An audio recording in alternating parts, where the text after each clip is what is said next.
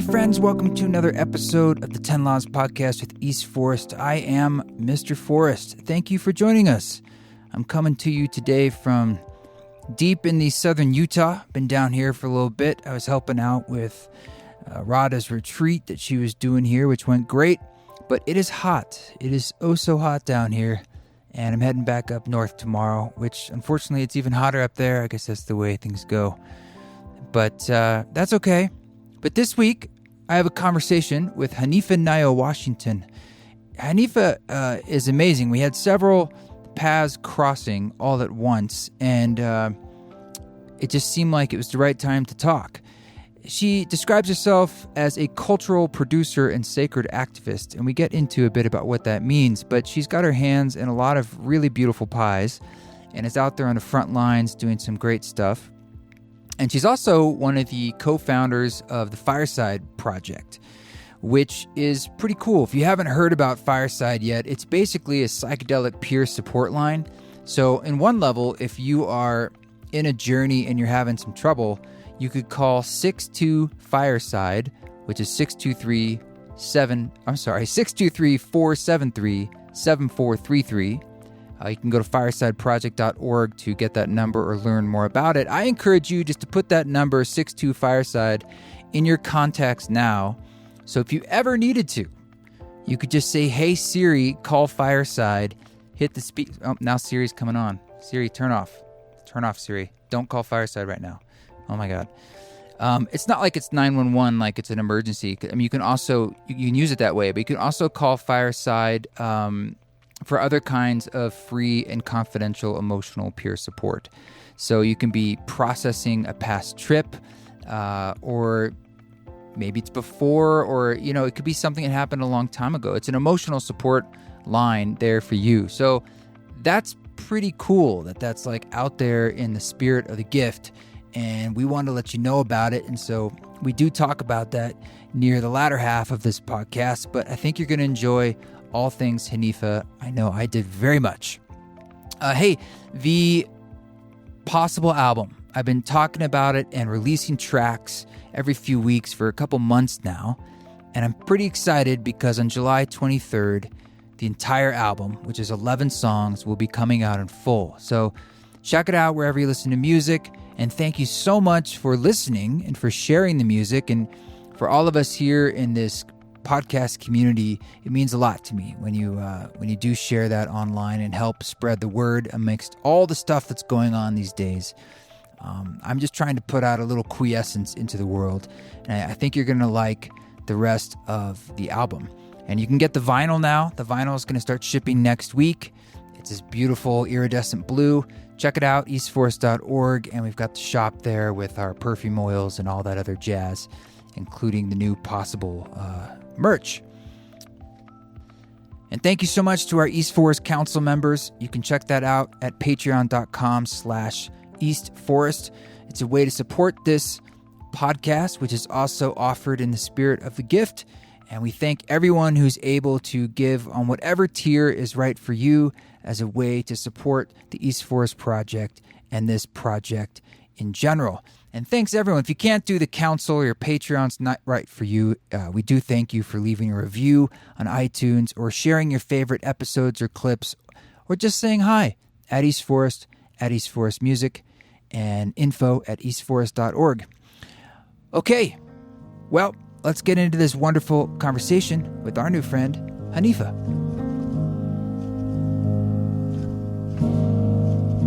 Well, Hanifa Washington, thank you so much for joining us on the show. Thank you. And I really appreciate being here. And I also, in the past few years, I've been really honoring my middle name, which is Nayo. So Hanifa Nayo Washington is what I go by. And wonderful. My middle name means with whom I go.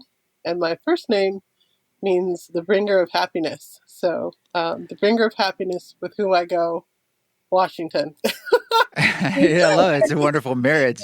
Can you give us a little more background on your name and why you are pulling in the middle name now and what that meaning is for you, like where it kind of came from? Yeah, well, I was born in the late 70s in Detroit, And my parents were really a part of the Black liberation movement and wanted their children to have names that were in African descent. And my dad had converted to Islam. And so he wanted me to have an Islamic name. My mom wanted me to have an African name. And so they found Hanifa, which is shared in both of those cultures. And in Arabic, Hanifa means true believer. And like Hanifs are kind of like spiritual leaders in the community. Uh-huh. Uh-huh. And so Hanifa in Arabic means like first daughter or bringer of happiness. And Nayo is purely Arabic, which means with whom I go. And I remember at some point my mom saying, and when you want to shed your colonized last name, like you can, and you would just be Hanifa Nayo. And so for a long time in my life growing up, I was really resentful of my name because many people, particularly people who have been racialized as white, had a really difficult time saying Hanifa. And I always thought, like, if people can say all these other complicated scientific names, but these three syllables hold some weight or stumbling, like what's really going on there? But I think the more I've just lived my life, the more I just really embrace what my name is and means and inspires and challenges me to be. So I just really wanted to embrace that, particularly after diving into some deep, medicine work, honestly, really embracing all of who I am and as well as my colonized last name and understanding what that is and knowing that I also have the choice. And so I think soon I'll be doing a ceremony to release that last name and to really be Hanifa Nayo in this world. So, wow. Yeah. Yeah, it's interesting the way you're talking about the names and how we hold them as identities, but how it's in essence it's always a choice. Yes. It's like a clothing we choose to wear. It's powerful, very, very powerful. But there is this like inherent like soup of cultures and ideas and contradictions you're saying in your own name, and that in itself, does that like serve as any kind of mirror or reflecting back to you like the path that you find yourself on? That's such an interesting question. Because what is the path that I find myself on? Well, yeah, it's an open question intentionally, so you can answer that how you choose. No, I hear you. And I think that one of the paths, and it's like, it's all the path, to me is really, I've been waking up recently asking myself, what is it that you really want? And it's been such an awesome practice because normally when I wake up recently, this past COVID year, it's sort of like kind of groggy, and then I find myself reaching for my phone, right? And I'm like scrolling on something or like putting on some music or doing something with my phone. Yeah. So just actually waking up, thinking about my dreams, and asking myself this question, what is it that you really want? And there's no time limit on it. I'm not like, what do you want today? Or what do you want in this lifetime? Just like, what do you really want? And it's been a cool practice. And so much of it is just about really being true to my creative power and process and honoring that. So much of it has been about like actually anything to do, without technology. Like I don't want the phone. I want to be in nature. I want to wake up next to the ocean. I want simplicity. And just being in my truth and following that and allowing that. So I feel like a path that I've been on for a long time is really about like, it's not like finding myself, but it's just about being myself. And then noticing whatever gets in the way of being myself and like noticing that, recognizing it and moving it or shifting it or transmuting it so I can just be who I am. And, words are powerful. They really are. Sound, as you know, super powerful. So to fully step into what my name is and to like make space for it. Because sometimes like just, coming on the podcast, you sort of said my name and 10 years ago, I would have been like, yeah, that's who I am. But I'm like, no, I'm going to pull in my full self into this space and be totally fine with that. And because I get to do that. I get to be my full self at all times. And so I definitely feel like honoring also this the spirit behind my parents' decision.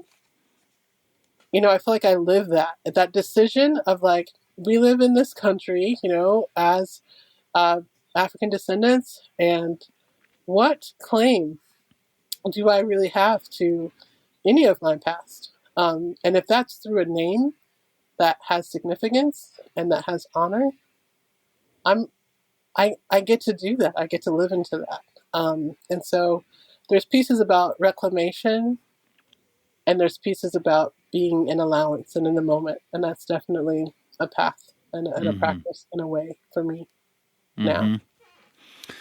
Yeah, I was digging around in your world a bit, and you have this phrase, sacred activist, which is another sort of open phrase or term. And I want you to tell me what that means for you.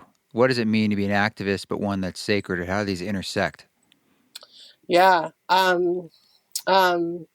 I think that, when I think about activism, I think about the root of that, in terms of like activating, what are we activating, and why?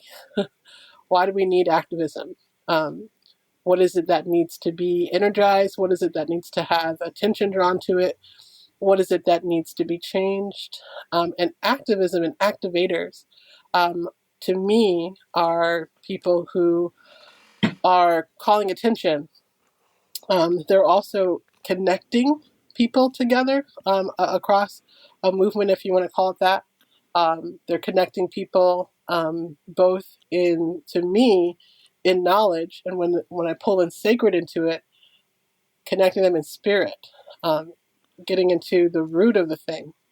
And to me, it's about, here I am on this planet and this time, and there's great suffering, and there's great injustice, and there's great beauty, and there's great possibility. And so my hope is that I can be in my fullness and in my creation, and in my healing, and in my joy, and in my ease, and in my balance. And I want that for other people deeply. And so when I think about sacred activism and the practices of sacred activism, it pulls in the spirit into activism and liberation work. I feel like a lot of liberation work, and my mother and a lot of my elders were involved in the Black Pearl Liberation movement, and I feel like I learned a lot of like, it is about cooperation, right? It is about sharing resources. It is about making sure that people have access. And there wasn't like a lot of joy, and there wasn't a lot of uh, uh, easefulness, and there wasn't a lot of like love for the body and love for um, um, space and gentleness, if that makes sense. And so when I think about where I align and why I have gravitated toward being in alignment with sacred activism, is that my hope is to be in a practice for myself where I am in recognition of my body and of spirit, and where spirit intersects with justice, and where spirit intersects with also accountability. So how can we be in practices that acknowledge our whole being, that accept that we all can be in error and failure, and still continue to hold the line with my community members, with myself, and not be in a punitive mind state, not in a cutting off mind state, This where is really it's good. either one or the other. Yeah. Now, I want to go deeper in this. We're hitting right to some big questions for myself, and I think inside the wellness movement, the psychedelic movement, and the racial justice movement, social justice, all the justice, and how these combine. Now, as this is really an interesting subject where we talk about how does our inner work relate to social justice, to racial justice, versus how does it become a form of spiritual bypass, or how does it become, there was a lot of criticism going around in the last year or so of, you know, if you sort of took things to the meta in a way, or in the spiritual, which is by its nature, in a sense, always kind of like a bigger picture, it Mhm. was triggering for some, where it's like, no, we got to stay with you're finding you're not on the issue. You're going, you're bypassing in a sense, Mhm. but or but there's always going to be those. There are truths to it, of course, where it's like, well, maybe it's just not. How do I say this?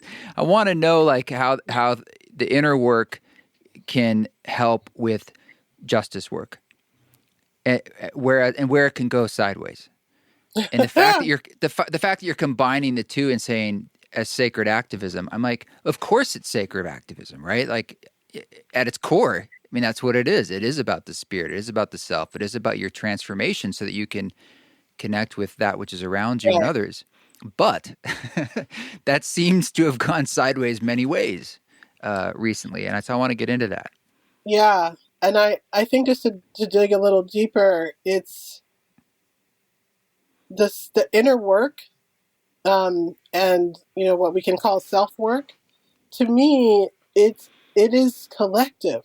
So in my mindset and how I view the healing process, um, is that yes, we heal and are in a healing process for ourselves, and that has an outward impact on the collective, on the people around us, in our families, in our communities, in our neighborhoods, and so on and so forth. And so and also like back into our ancestorship.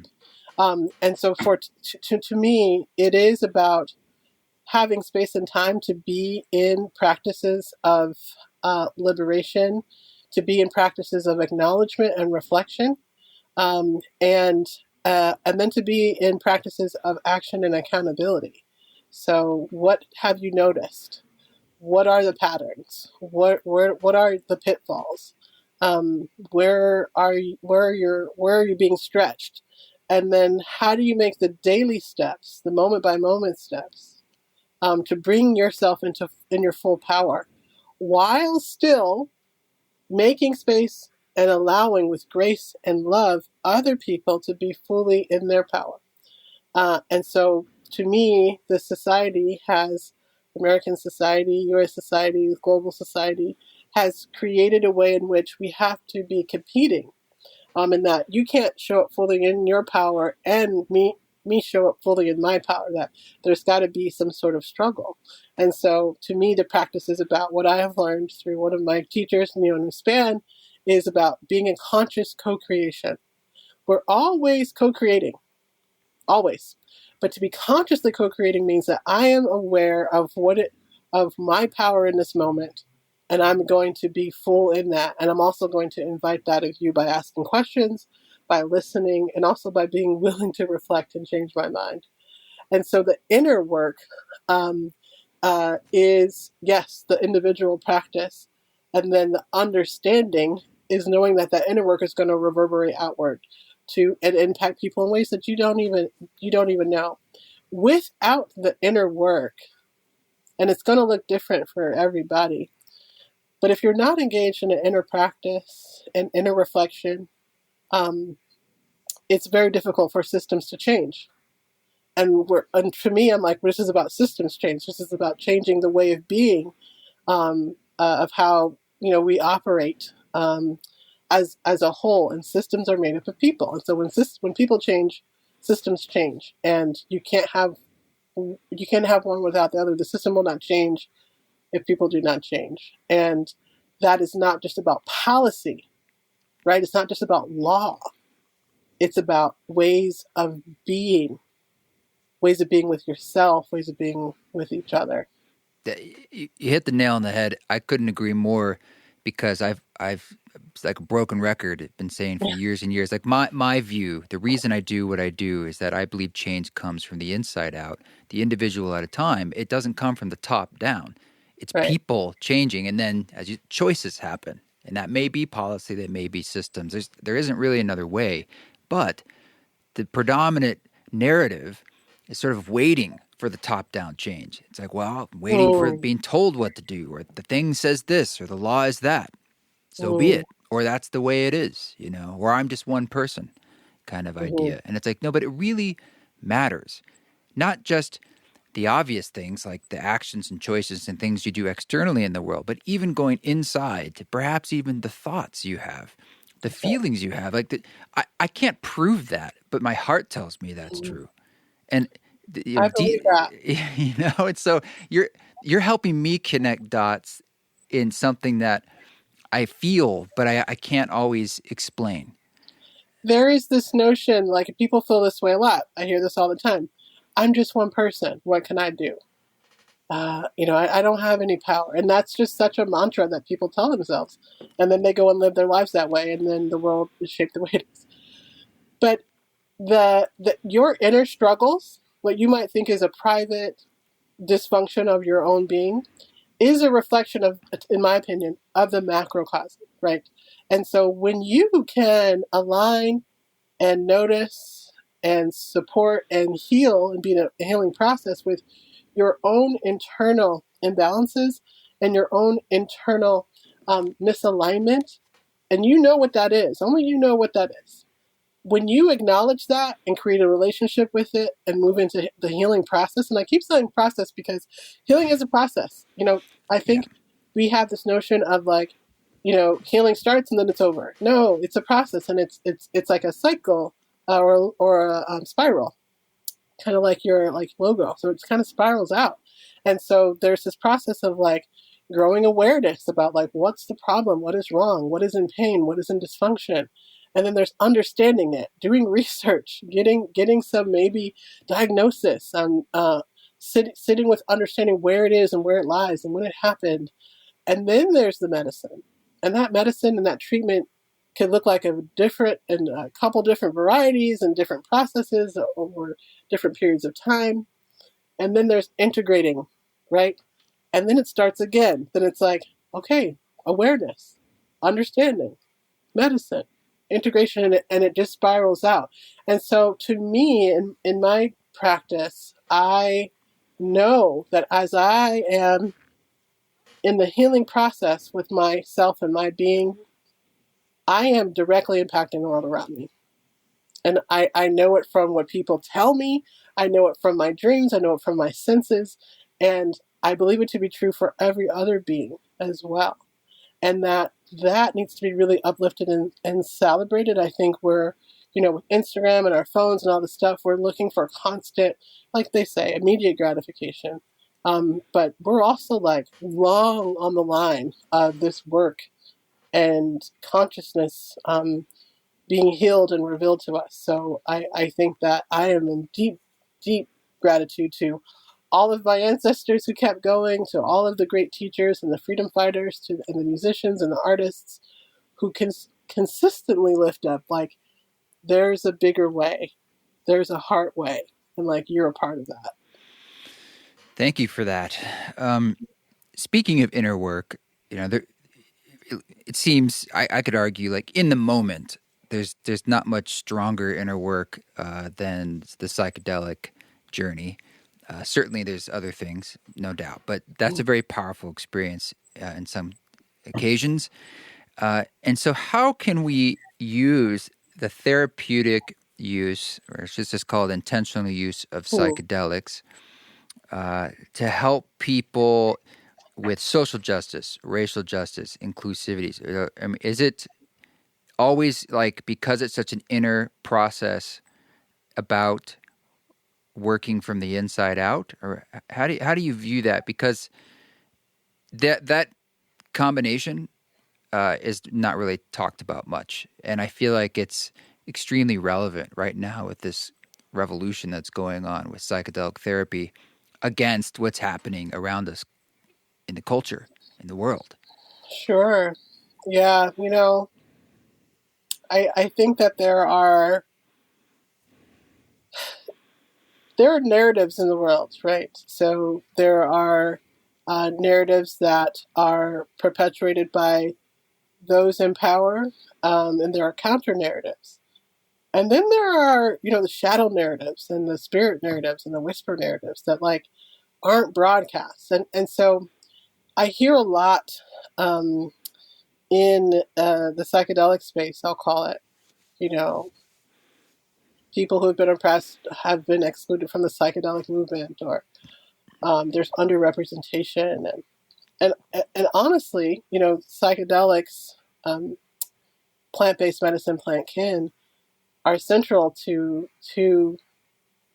indigenous people of color and all people, honestly, the practices and the use and the relationships with them. And so I think there's a lot about the narrative of like, who are we getting our information from, and then why do we believe it to be true? And so I think I'm saying this because, and from my opinion and vantage point, I think that there are a lot of people who are in the social justice movement, brown and black bodied people who have been made to be marginalized, that do have deep relationship with plant kin, and that just, don't run multi-million-dollar corporations, but benefit greatly from the practices and the collective benefits of doing medicine work together and being in that kind of healing space and ceremonial space. I think that there's a massive connection between, again, what's sacred and what is activism. And I think that there's also a clearness that happens, and I can only speak for myself, right? In terms of, okay, what do I want to contribute in my lifetime and in this world, to the liberation of my people and of all people. And in my experience with psychedelics, psilocybin and ayahuasca in particular, I have had visions and I have experienced downloads, if you want to call it, or revelations that have really been clear of like what I'm holding from the past, the traumas that I have held as a result of, poisonous, deconstructing systems of oppression. And again, once I'm aware of it, and that's the thing, is that being so close to something, it's hard to see like how you're entangled in it. And I feel like in my experience, psychedelics have helped me to have the kind of larger viewpoint where I can pan out and see just like, how is this actually harming my body and my relationships and my mind and my thoughts. And then it's always up to the individual to make changes. And so there isn't a magic wand that someone can cast across the social justice movements, and think that it's going to work the same for everybody involved. But I think that there's a real connection between transformation as humanity and access to psychedelics in a therapeutic and healing and intentional practice and use. Wow. That's a big statement. So would the next like logical through line of that be we need to increase access to therapeutic psychedelic availability and use? I think absolutely. I think that there's enough studies out there now. You don't have to convince me. I'm just I try to be a good host here, but like, and ask the questions. There's just like, the way this society works is like scientists have to prove like that these things work when indigenous elders know this already, that like, yes, psilocybin and ayahuasca help depression. Like, duh.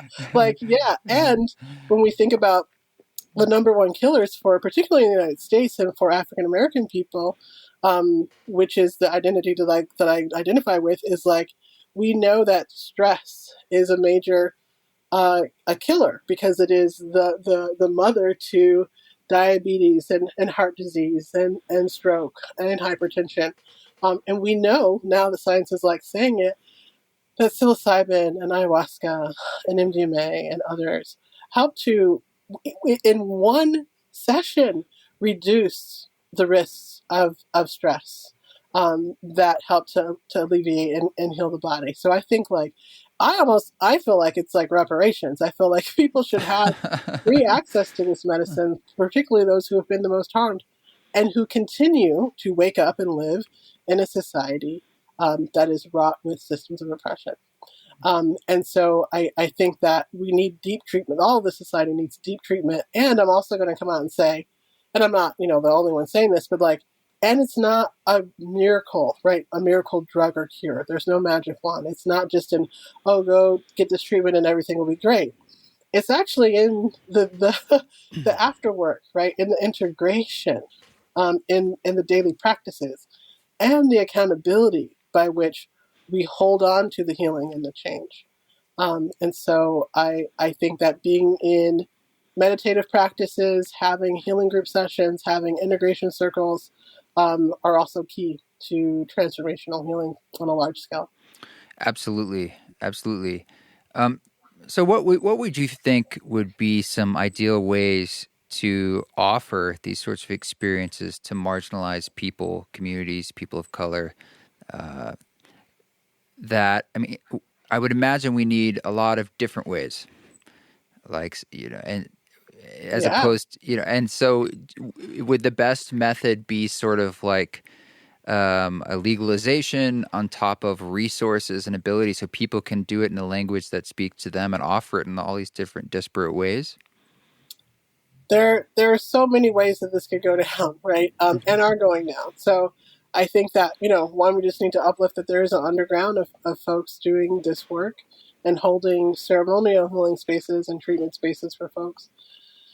And I think that, yes, taking all of the illegal, statutes off of these medicines are fundamental. Because it will help to also normalize and obviously legalize and decriminalize it so people aren't fearful. Like, I take a big risk every time I get on a podcast and talk about how I have experienced and experimented and actively, in the practice of using plant-based medicine. And not everybody's out here trying to put themselves in that position, right? Yeah, and so I feel particularly you. as people Yeah. of color, because it's not just the stigma of like, oh, you're going to take this and go crazy, but there's also like someone could come and throw your ass in jail. And so, but the reality is like, it's all of our birthright. Like, we all should have access to these medicines. And the medicines are always good. People are not, but the medicines are always good. So I think that, like, yes, fully legalize, fully decriminalize. And then, the work that I do with Fireside Project is fully about, risk reduction. It's about risk reduction and helping to support the potential of psychedelic experiences. So risk reduction is really huge. Just because something is decriminalized and legal doesn't mean that, like, we can just be out here willy-nilly taking any kind of amounts of anything at any time and any dose. And so there's practices and education that's super important. So for people to have access, for it to be legal and decriminalized, and for there to be education, and for people to know how to hold this space for others, how to safely guide each other, and then to have multiple ways in which we are engaging with these medicines and treatments, both in individual settings but also in collective settings, and then having, like I was saying before, the integration, the processing time, the group time, to come in a group in a collective space to be able to talk about what was coming up, to have coaching and therapy and support, to be reflected back to have space held for you as you explain what it was like to move through your experiences.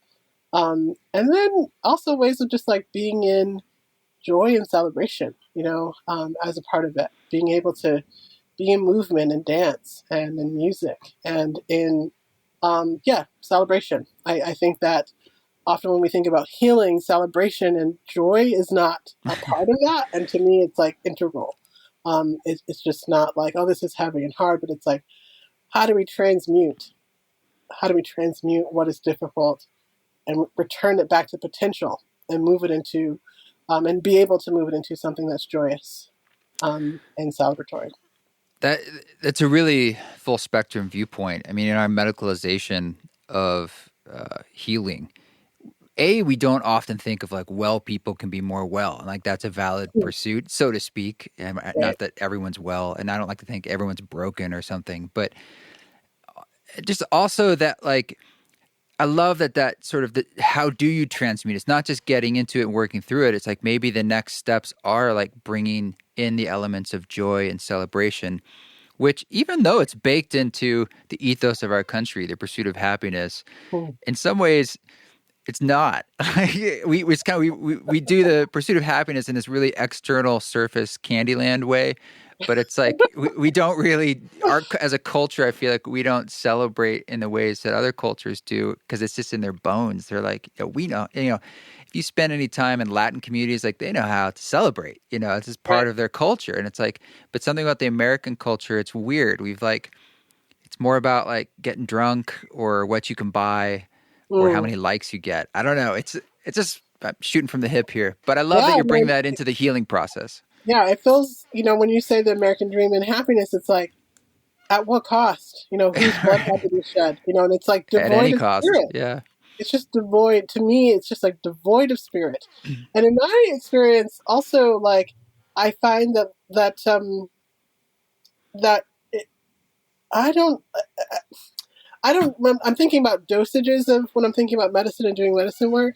And I feel like there's two camps, right? There's like, go for the macro dose where it's just like incredible amount, or like a micro dose, or microdosing, or how do you blend those two things? And I feel like I have such, and now I'm very thankful for it because I have such a deep connection with spirit, because I've learned to listen and pause, and I don't need to like take these huge doses. But I get that sometimes folks need that to be able to break through or to be able to connect in a different way. And I'm not sure why I'm bringing this up, but it feels important around, like, I think culturally, different cultures that require different ways of interacting with plant medicine across the healing journey. Whereas I feel like some folks can start with very low dosages and have like really extreme experiences. Mm-hmm. And then vice versa. Like, some people really need really huge experiences the more disconnected they are from Mm-hmm. spirit to reconnect them. And so I feel like you know what, I just believe I believe in a psychedelic world. I believe Mm-hmm. in, I think that psychedelics should be just integrated into everything that we're up to, and that it should be normalized, and it should be protected. The medicine should be protected. The land should be protected. And also the ethics around who like controls and governs these medicines needs some really serious Yeah. exploration and accountability. Because the more I think we move away from it being natural and or connected to nature and the ways of nature, uh, the more problematic that the practice and use of these substances, because they move into substances, right? They move away from being plant medicine into substances. And I think that I have a lot of fear. I have a lot of fear around as we're moving into where we're moving in the psychedelic industry, like things being synthetic and derived from protected plants, like where that can go. So there's a part of me that wants to remain hopeful, like, wow, this is really optimistic around like what the impacts could be. But as long as it's about for the healing for as many people as possible. But when it comes to making a small amount of people rich, with potential hazard impacts on people, that makes me really nervous. I think it's probably going to be a both and. I mean, like Mm. many things in our world, and particularly in this culture, there will be missteps, people getting rich and power grabs. All that's happening will happen, but at the same time, I mean, look at it with psilocybin in particular. Mm-hmm. Yes, there will be pharmaceuticals that come up. They're like, we're going to be making the psilocybin, but that doesn't change the fact that it's pretty easy, and that the mushrooms themselves still will continue growing. And then it's like, hey, screw them. I can send you a kit, or they're already online, but now it's going to be really easy. And just the mushrooms would be like, yeah. So now we can just really start growing everywhere, and it's fine. And it's like that's one particular substance that's and it's quite sustainable to grow as opposed to peyote or some other things. So I feel like it's going to be messy, but that's the way humans grow. And I think it's admirable to have the through line of how can we provide education and tools and support. That's very, very important. But we can't necessarily try to squash down all the court jesters on the side who start to. It's gonna happen. But I feel like if anything, it's sort of a yin yang, and it's a sign that something else is rising as well. You could say the same thing about just all the chaos and apocalyptic destruction and composting happening now. It's a sign of what is on the other side, growing and rising. That made me think of something to go back to what we were talking about earlier when you were talking about social justice and the justice movements and what I think is needed. One of the things is to be able to honor and hold spaces where we can be in affinity healing spaces as integration. And particularly maybe even in ceremony or in practice and in use with medicines. To be able to identify the systems that are upon us. So to be able to identify, like if I wanted to be in a circle or in an experience that was just with women, or if I wanted to be in an experience or a circle that was just with women of color, or women who are Black and born in America. You see, we can just keep going in because there's certain types of healing and vibration and frequency and patterns that we can then recognize with each other and heal and talk about, and then still have spaces where we all come together, like what one of my projects is affectionately called in one village healing. And so to me, without honoring the need for affinity healing spaces, we're doing a disjustice to the healing process, particularly when we're talking about healing from systemic oppression, right? And so I feel like and have just been such a champion for those types of spaces. And I think more spaces for people in America who identify as white to be together and also understanding how the impacts of these systems impact them. Because I think there's this myth that like people who identify as white or who have been racialized as white aren't impacted by systems of oppression, when actually there's great dysfunction there and great pain. And so having these discussions and naming those things is particularly to America, to the U.S. and our history. I always say we cannot heal what we do not name.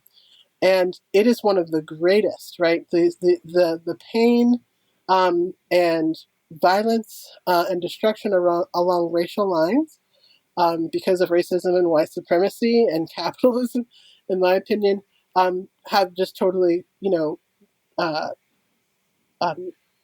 the great dysfunction of this country. And so when we recognize that collectively and can name it and sit in it, and I think like psychedelics are an amazing ally and tool to sit in that with. They can help us have discussions with ourselves and with other people to name the harm and to name the pain, and then to be accountable to each other in disrupting that and in transmuting it. And that's one of my great hopes as I move forward in my work, is to be able to celebrate, create, and hold spaces and create those spaces for all affinity groups. Yeah, it's affinity groups. When you think about healing, it feels like circles within circles.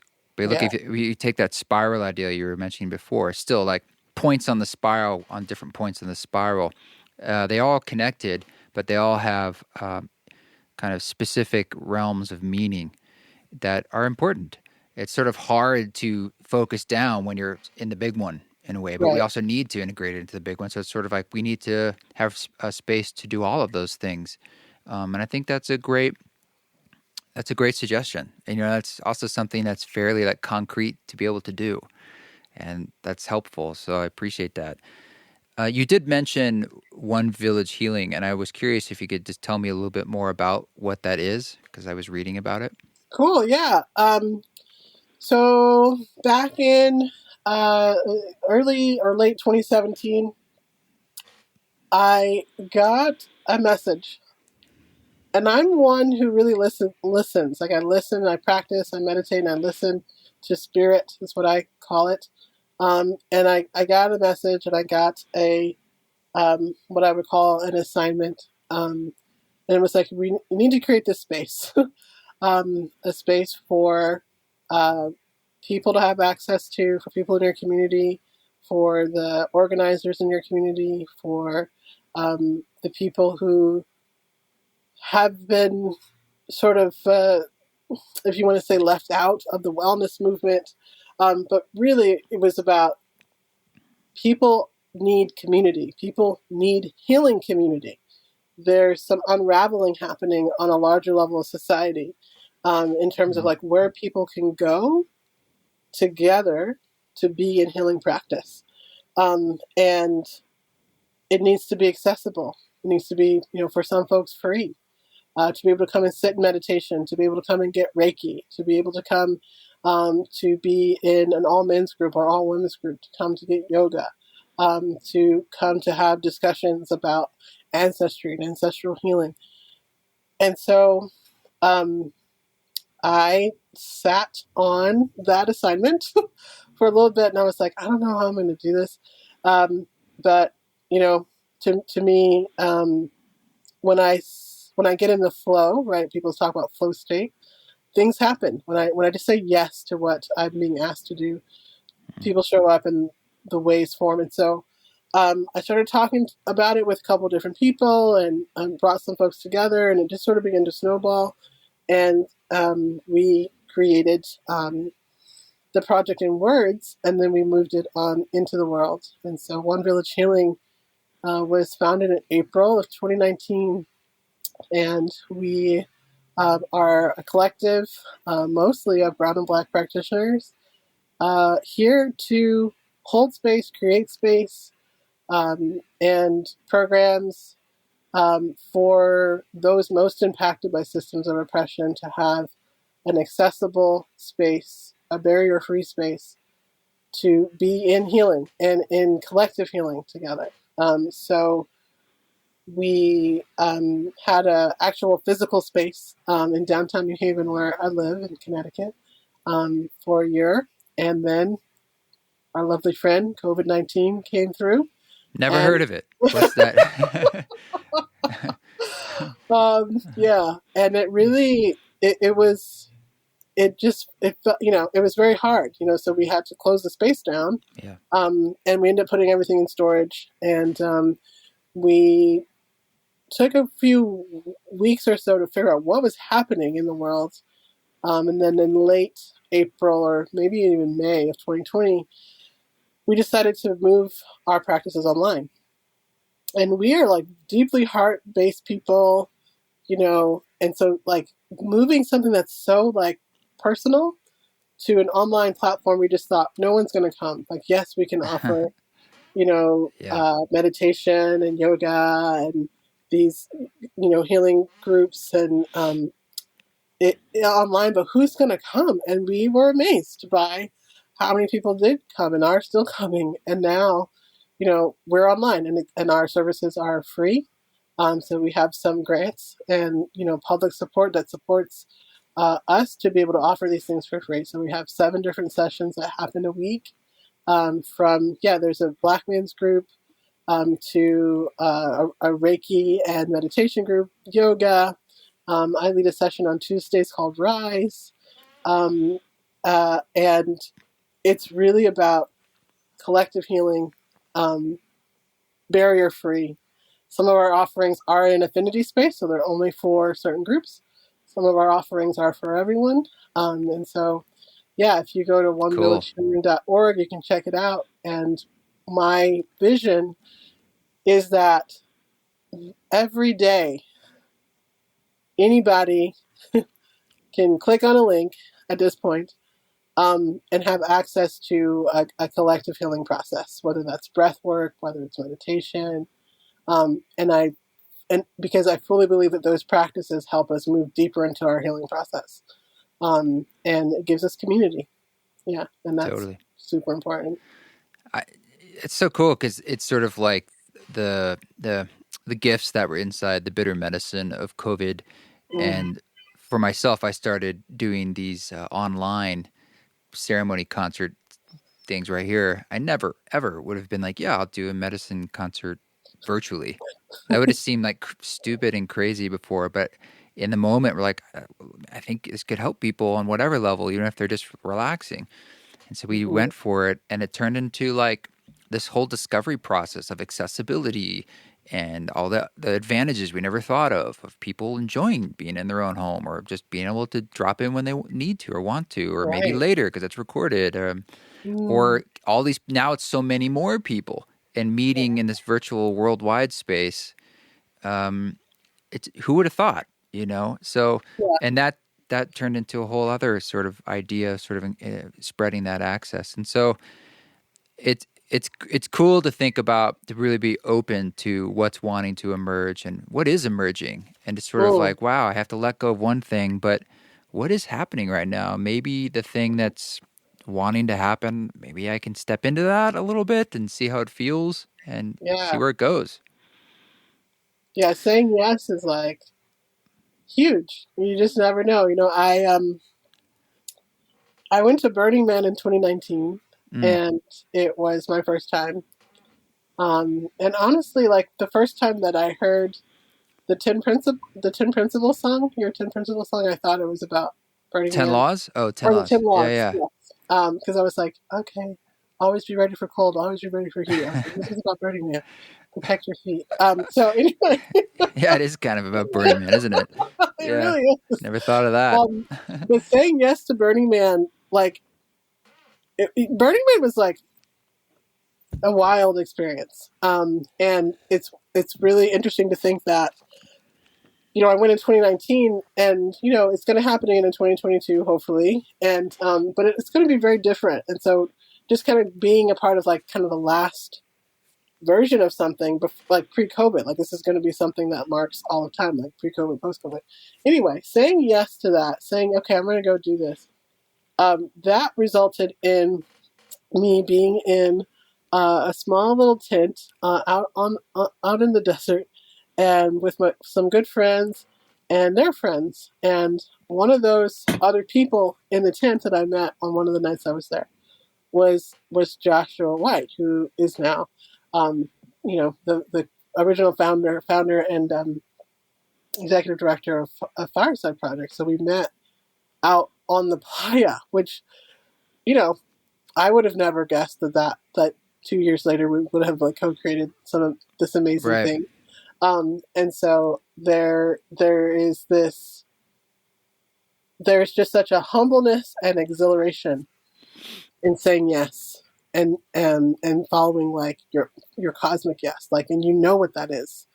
And like, I know when I've resisted it, and I know the yummy, amazing feeling of like, just like allowing and just being in it and being like, I don't know what's going to happen, but it's beyond me and it's not just for me. This is bigger things going on. Hanifa, that's a great way to close things out. The cosmic yes. Thank you for saying yes to hopping on the show. As we both said, it was amazing. We did it within days, which is unusual for busy people. Yes. But thank you for that.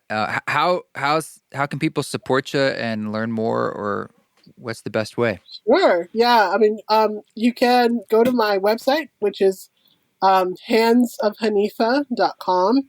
And there you can see all the things I'm up to. I've got music projects going on, all the different work that I'm doing in the psychedelic movement.